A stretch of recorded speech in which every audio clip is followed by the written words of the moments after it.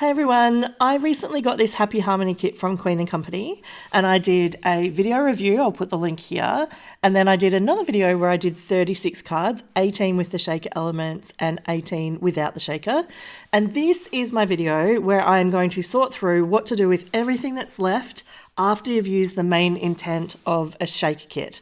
Well, honestly, it could be any kit. Here we go with a couple of the examples. So that is the piano with a full shaker. And then we have the piano without the shaker. And then we have the third one, which has the leftover foam from the middle of the piano shaker element. All right, now I'm looking through what I've got here and trying to sort things into something a little bit more usable. There is a total hodgepodge. There are some of the diamonds, some of the orange pops, some of the foam. And at this point, I'm thinking, I have no idea what I'm going to do with all of this, but if I lay it all out on my desk, I'm sure that I will come up with something. For each of the cards, I started with some 5 1/4 by 4 inch panels. These go onto an A2 card base really nicely with a 1/4 inch border. So generally I have quite a few of these in my stash. And given the fact that the stash of mine had quite a few that matched the card kit, I grabbed those out. So you'll see me using black and green and pink today. I'm just running through and doing the pianos first. I really liked the piano card that had the middle foam part popping up the back of the grand piano. So I used that in both of these two here. And then the little bits that I had cut off the edge of the cards from the previous video where I did 36, I've just popped them out the edge of this little design element from foundation die number 12.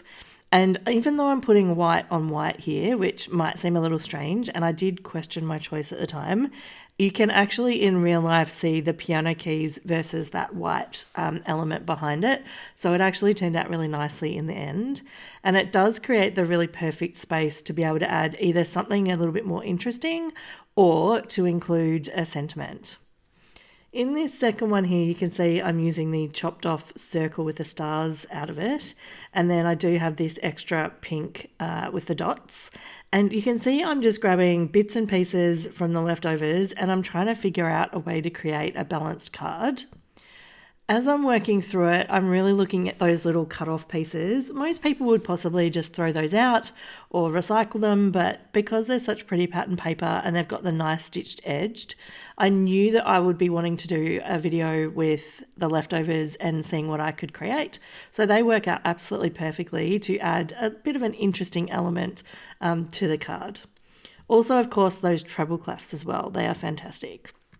Now in this video, I am not showing myself putting the cards together. So on the left is how I kind of put the elements onto the card, and then on the right is what it looked like once I glued it together. Let me know in the comments below if that's an okay way to show you the decisions I make to put the cards together versus the end result. I have had people ask me in the past to show a close-up view of the card, so that will do that for those who are interested. And then it also means that I spend my time, I guess, explaining how I'm doing my card creating rather than you watching me glue things together. So again, put a comment below if you think this approach works for you. If it doesn't, that's perfectly okay. I'm looking for some feedback, so feel free to share it. That'd be great. I'm working through these guitars and I have not even moved the pianos off my desk, so you would think I'd be a little bit more organized here, but this is just the craziness that happens when you're trying to use up all the leftover bits and pieces. I decided that the white treble clefs on the black I preferred to the black on the pink. And so you can see that card that I've put in the middle of the screen there is ready to go, except for, of course, a sentiment. And now I'm running through and trying to figure out what am I going to do with the other guitar. And the trick here is you need to have something that you can put the guitar onto so that it's got a little bit of an interesting element.